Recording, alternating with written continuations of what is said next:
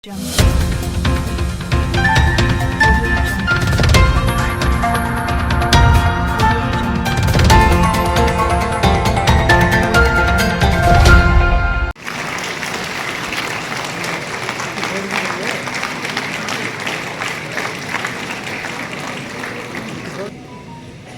this beautiful land of Rajasthan.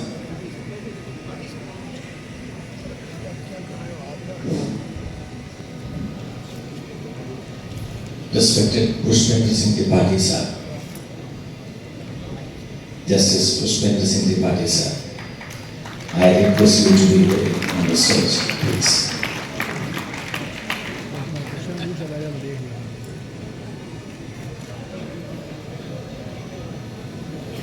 आदरणीय कुलदीप शर्मा साहब, member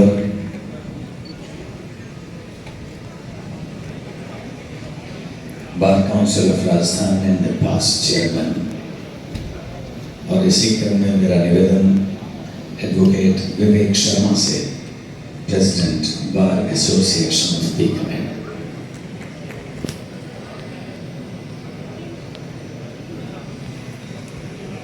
to have such a word of wisdom from you, sir. You being the Daniel, we all have been absolutely खड़े हो जाएं, राष्ट्रगान।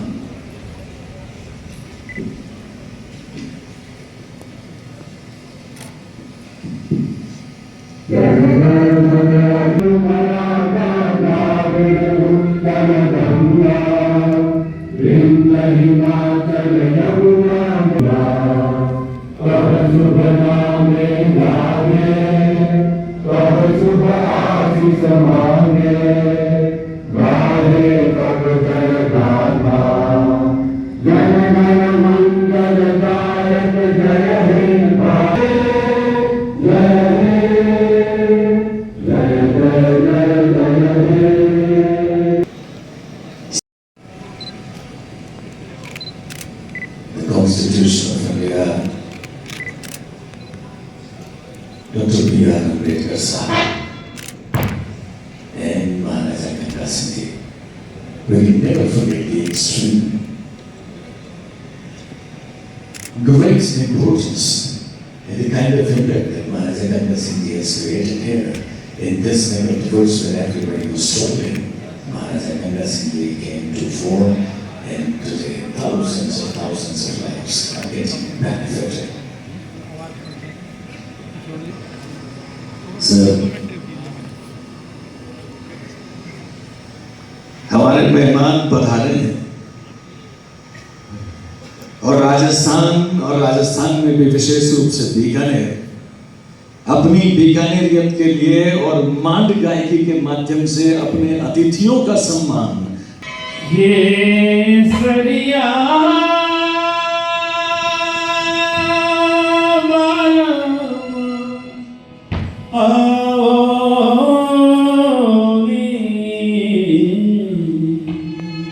पधारो मरे रे, ये सरिया आवोगी, पधारो देश जी, ये सरिया आवोगी, पधारो मरे रे। साजन आवत देख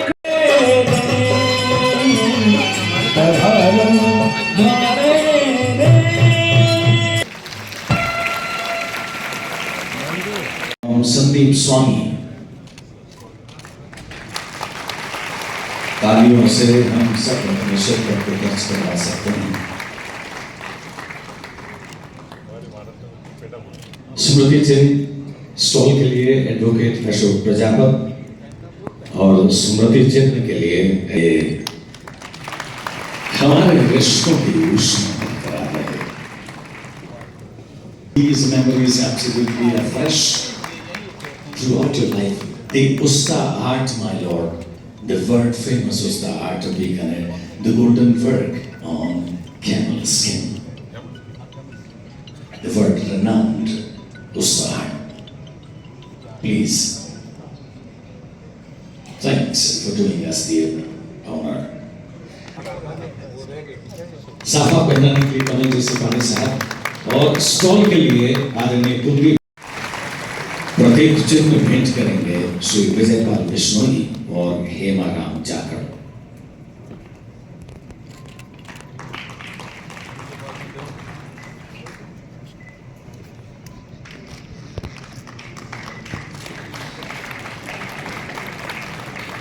हमारा सौभाग्य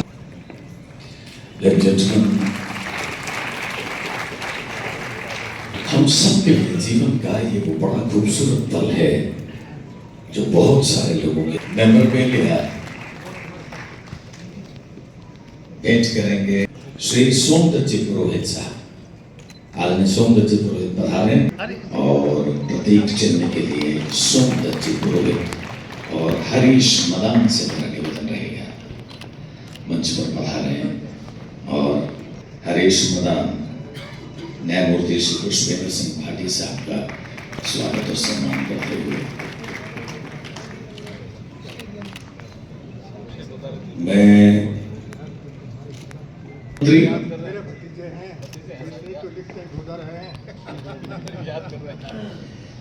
भारत के यशस्वी विधि मंत्री और आदरणीय श्री अर्जुन राम जी मेघवाल साहब भी हमारे बीच में हैं। मैं आपका साफा पहनाकर स्वागत करने के लिए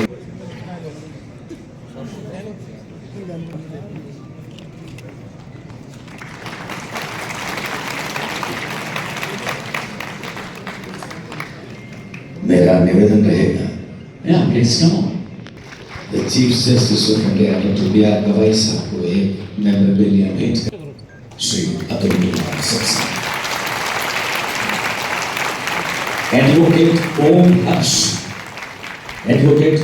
हर्ष से भी मेरा निवेदन रहेगा, वो भी सीजाई साहब का और ये यूनिवर्सिटी के बीसी साहब रहेगा कि वो भी कृपया मंच पर पधारें।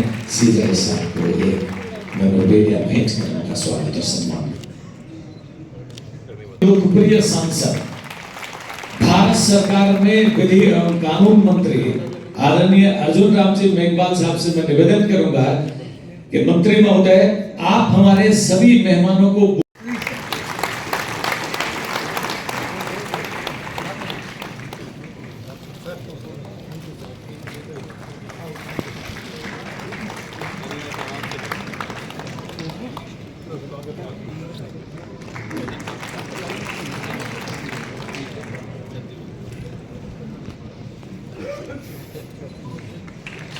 राजेश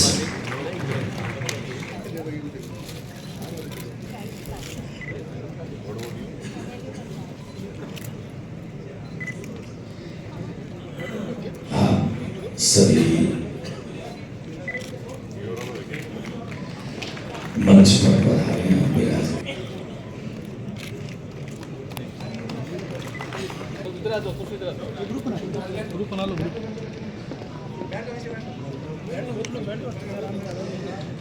क्या सौभाग्यशाली है ये सभी, इस तरीके की सुमधुर स्मृतियां भाग्यशाली लोग। Union Minister for Law and Justice, Chairman Legal Services Committee, Bhatti Sahab, my brother Justice Vineet Mathur. That justice is the primary reason for which the state exists. Perhaps it's the first and foremost duty of the state, delivery of justice. इस दृष्टि से भारत सरकार का ई-कोर्ट्स project शायद माननीय वरिष्ठ अधिवक्तागण, बाहर से कलेक्टर साहब, आईजी साहब और बहुत सारे विषय है कि बीकानेर की धरती पर बी आर गवाई साहब पधारे हैं। ये गवाई साहब की पहली यात्रा है और मुझे तथा संदीप जी मेहता को भी साथ चलने का निमंत्रण था, लेकिन संदीप जी मेहता कुछ साल यहाँ पे बीकानेर के अंदर रहे भी थे। मैं मेघवाल साहब को बता रहा था कि यहाँ पे रानी बाजार के अंदर वो किराए के मकान में रहते थे। वकालत के टाइम से ही उनका आना जाना बहुत यहाँ रहता था। और फिर उसके बाद में जब मैं यहाँ पे वकालत करना शुरू किया तो उसके बाद आज का जो ये कार्यक्रम है जिसका की जो थीम बताई गई है कि रोल ऑफ B.R. अम्बेडकर साहब इन 75 years of Constitution, हमें जो एक भेंट दी इस संविधान की, आज एक मत में सभी ये मानते हैं कि या वर्कशॉप या सिंपोजियम है जिसमें इस तरह के युवा, टैलेंटेड युवा, एडवोकेट, प्रोफेशनल लोग, राजनेता सब उपस्थित हों। मैं इस अवसर पर आदरणीय chief justice of India B.R. Gavai साहब का शानदार स्वागत करता हूं, वंदन करता हूं। मामले लंबित रहते हैं, इन सब के बावजूद जब मैंने कहा कि आपको एक बार बीकानेर चलना है और आपने शहर से जोरदार ताली बजा के आप स्वागत करें। अभी आपके समक्ष उपस्थित हुए जस्टिस विजय बिश्नोई जी, ये जज हैं सुप्रीम कोर्ट ऑफ इंडिया में। मैं अगर गलत नहीं हूं तो बिश्नोई समाज के सुप्रीम कोर्ट में जब पहुंचने वाले पहले थे। 1776 में अमेरिका 1776 में स्वतंत्रता प्राप्त करने के बावजूद महिलाओं को समान मतदान अधिकार देने में 144 वर्ष 1920 तक अमेरिका आजाद हुआ। 1776 में महिलाओं को मतदान का अधिकार दिया, 1920 में उसको 144 वर्ष लगे। ये कॉन्स्टिट्यूशन की डिबेट में है। और दोबारा कहा, ब्रिटेन में महिलाओं को मताधिकार प्राप्त करने में पहले 100 साल लंबे संघर्ष का सामना करना पड़ा, 100 साल। और फिर उनको मताधिकार मिला। पहले ग्रेजुएट महिलाओं को मिला, फिर दूसरी महिलाओं को मिला। और आप यहां पे सबको एक साथ मताधिकार देना चाहते हैं? मताधिकार दे दीजिए, मैं कह रहा हूं। भारत के लोग चाहे गरीब होंगे, चाहे कुछ कम समझते होंगे लोकतंत्र क्या है, हमारे अधिकार क्या हैं, लेकिन जिस दिन चुनाव होगा उस दिन भारत के लोग सेलिब्रेट करेंगे, जैसे होली सेलिब्रेट करते हैं, जैसे दिवाली सेलिब्रेट करते हैं। लोग हंसे कि ये क्या कर रहे हैं, होली और दिवाली जैसा सेलिब्रेशन होगा चुनाव के दिन। आज मैं देखता हूं जब पंचायत के चुनाव होते हैं, जब एमएलए के चुनाव होते हैं, जब एमपी के चुनाव होते हैं, या कोई और साहब की वो उक्ति याद आती है कि आप अधिकार दे दीजिए, या महिला हो चाहे पुरुष, एक साथ दे दीजिए। मतदान के दिन अधिकार जब उनको मिला हुआ होगा तो वो होली और दिवाली जैसा एक उत्सव मनाएंगे। तो ये बाबा साहब का सपना था कि समानता, स्वतंत्रता और भाईचारा, ये कॉन्स्टिट्यूशन के पिलर। और आप देखेंगे कॉन्स्टिट्यूशन पढ़ेंगे तो आर्टिकल 14 से 18 का कोट है, फेमस कोट है। बाबा साहब ने कहा अगर इस देश में समानता आ जाएगी तो स्वतंत्रता अपने आप ही सुरक्षित हो जाएगी। बाबा साहब ने बोला कि wherever the destinies of the India are concerned, everything else should be subservient. When the destiny of the nation comes, neither the destiny of the individuals, neither the destiny of any political ideologies, neither the destiny of any political parties is relevant, and it is only the destiny of the country that it should prevail. उसके बाद भारत का unfortunately विभाजन हुआ और बाबा साहब जिस चुनाव क्षेत्र से चुन के आए थे वो जो विभाजित बांग्लादेश उसमें चला गया।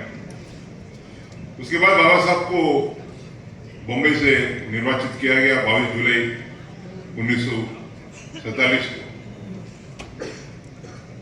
अगस्त में सबसे पहले ड्राफ्टिंग कमेटी का कॉन्स्टिट्यूशन हुआ, उसमें बाबा साहब को लिया गया। उसके बाद में 29 अगस्त 1947 को बाबा साहब को जो अपनी ड्राफ्टिंग कमेटी उसका अध्यक्ष करके चुना गया। करीब 1.5 साल ड्राफ्टिंग कमेटी ने कार्य किया। पूरे देश से सजेशन मांगे गए, पूरे देश से सुझाव मांगे गए और काफी कड़ी मेहनत के बाद ड्राफ्टिंग कमेटी ने एक फाइनल ड्राफ्ट बनाया जो 4 नवंबर 1948 को डॉक्टर बाबा साहब अम्बेडकर ने संविधान सभा में प्रस्तुत किया और उस ड्राफ्टिंग जो मसूदा है संविधान समिति का जो ड्राफ्ट है उसको पेश करते समय बाबा साहब ने भारतीय राज्य घटना का, भारतीय संविधान का ढांचा क्या रहेगा इसके बारे में विस्तृत ऐसा मार्गदर्शन किया। बाबा साहब ने बोला कि हम इस देश को फेडरल कॉन्स्टिट्यूशन दे रहे हैं और जो federal constitution is not like an American pattern. Baba Sahab का कहना था कि इस देश को अगर एक संघ रखना है, यूनाइटेड रखना है तो American pattern would not work. America में आदमी यूनियन का भी नागरिक बन सकता, सिटीजन बनता है। कोई भी नए चीज से आएंगे उनको आपकी भावना पहुंचाने का पहुंचा दूंगा। इसके बाद में वो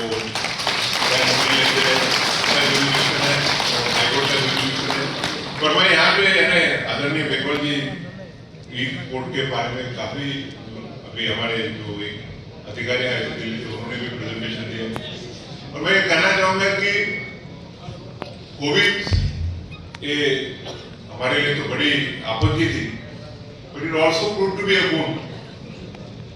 कोविड के बाद लॉकडाउन डिक्लेयर होने के बाद में 48 घंटे के अंदर सुप्रीम कोर्ट ने वर्चुअल मोड से काम चालू किया और मुझे आपको बताने में खुशी है कि जो पहला बेंच था वो पहले बेंच में मैं हमारे बाद में जो चीफ जस्टिस रमना साहब बने सीनियर जज थे और संजय किशन गौर साहब सीनियर जज थे, उनके साथ में बैठा था और उस समय हमने इस देश के जो आपकी जो डिमांड है वो मैं निश्चित रूप से आपके जो भी जो नए चीफ जस्टिस आएंगे उनको पहुंचा होगा। उसके बाद में थैंक यू। हमारे एक छोटे से नोटिस पर आप इस छोटे से शहर में आए और आपने शिरकत की, उसके साथ अन्य न्यायाधीश गण भी आए। कृपया उनके इस संकल्प की जो उन्होंने कहा कि जो आएंगे माननीय न्यायाधीश